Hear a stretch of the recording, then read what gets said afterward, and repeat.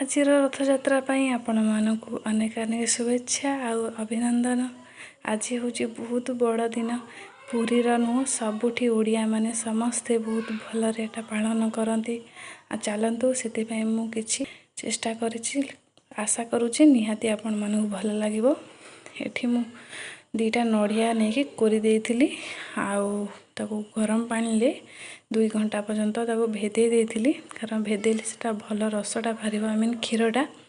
तापरे मु गोटे ग्राइंडिंग जार ताकू भल भाव ग्राइंड कर देइची। तापरे देखंतु भल भाव मिक्स हो गला परे आ गोटे सफा गोटे कॉटन कपड़ा रे ताकू छांकी दबा।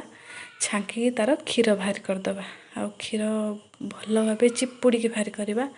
जेकोसी छांकुणी रे भी आपण माने ताकू छांकी पारिबे बट मुझे ओदा आई मीन सूता गोटे कपड़ा रे ताकू छांकी देइची।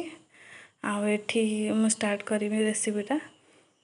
एटा होची नड़ियार होची स्पेशल नड़िया बिना एटा किछि भी हो पारिबनी।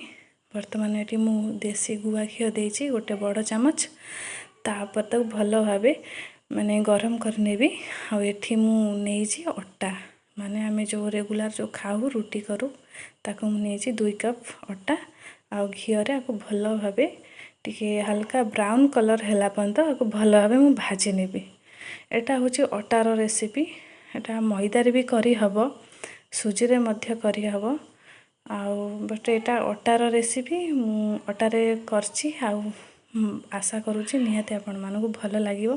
देखंतु आगो मु कोन करूची देखंतु बढ़िया कलर आसी गला हल्का टिके ब्राउन कलर आउ से कप साहाय्य रे मु से जो नड़िया क्षीर बाहरी करथिली ताकू मध्य ताकू ढालिबे अल्प अल्प करी ढालिबे एका बेले सब ढालिबेनी कारण एका बेले ढालले पतला हे जिवो आउ सेटा माने जंताटा भल भाबे हे पारिबनी। मु प्रथमे 2 कप देइची तापरे मु धीरे धीरे पछरे जा लागिवो देबी। देखंतु फुणी आ गोटे कप देइची मते लागिलानी ठीक हैला भली।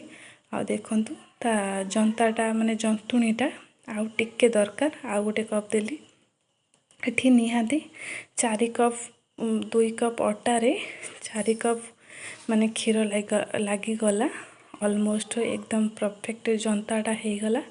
आकु किछि समय ठंडा हवा पे छाड़ी दबा। देखंतु भल भाबे एटा जंता हे जायछि। मु टिके हल्का हाथ रे लगे देखुची माने हाथ रे लागुनी ता माने परफेक्ट हेछि। एबे आकु गोटे थाली किंबा जे कोनोसी जगह रे ठंडा कर देबे। भल भाबे ठंडा हे गले तापरे ताकू हमें ताकू टिके हाथ रे माखी दबा। मैं अट्टा चकुला भली देखंतु बढ़िया सॉफ्ट हेछि। एबे टिके बढ़िया सॉफ्ट हे गला परे ताकू छोट छोट गुळा कर दबा जेमति पूरी साइज गुळा। आ गुळा कर साइला परे आपण माने जे कोनोसी शेप चाहिए दे पारिबे लंबा दे पारिबे गोले दे पारिबे बस चेप्टा कर देबे। 2 हाथ रे भल भाबे गोल साइज कर देबे आ एभला चेप्टा कर देबे। मु ए टाइप रो करची कारण ए मिठाटा ही ए टाइप रो हुए आ बहुत टेस्टी लागे। देखिबे आको एमिति थरे नु बहुत थर करिया को इच्छा हबो आ बढ़िया भी लागिवो।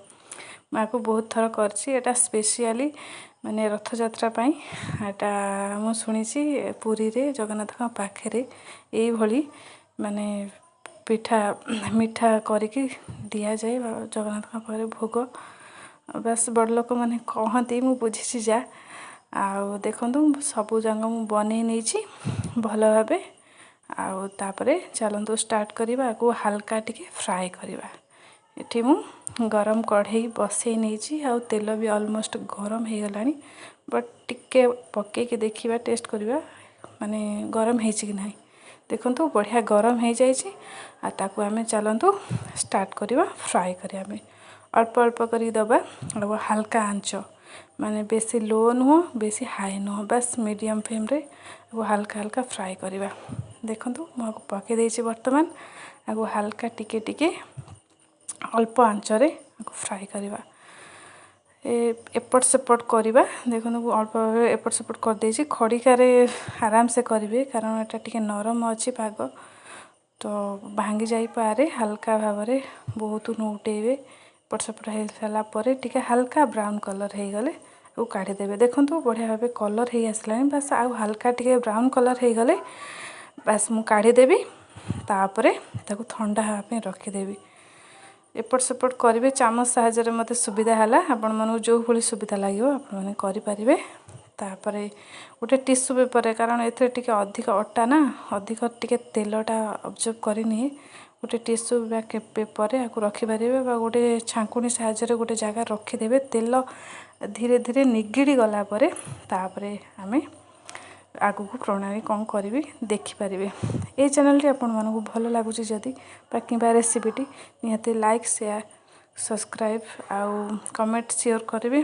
देखो ऑलमोस्ट मु सब छाणी सारी तापर चलतु मुझे गोटे बढ़िया चीनी सिरा करनेबी यही छाणी सारा पर बर्तमान आम गोटे सिरा प्रस्तुत करवा चीनी सिरा ये मु गोटे कप नुह 1.5 कप भाया नहीं किंतु सूट कर गोटे कप 1.5 कप चीनी रे ये मु 3 कप पानी देइछि बस ताकू भल भाव फुटिया छाड़ी देइछि भल भाव चीनी आ पानी सहित मेल्ट हो एटा टिके हल्का पतला माने सरटा सिराटा रहिबो आ एठी मु 2टा लवंग 2टा गुजराती को ताको भांगी की पके देइछि आ तार बास्नाटा बढ़िया मतलब बढ़िया लागिबो पिठार बास्ना आ सिराटार बास्नाटा महके जीवो देखंतु वर्तमान भल भाव फुटी आसलानी सिरा रे कौन गोटे तार भाया पूरा लगी रहे अठालिया एथरे किंतु बेसी अठालिया नुह हाथ रे अल्प हल्का हल्का चिपकुथुबो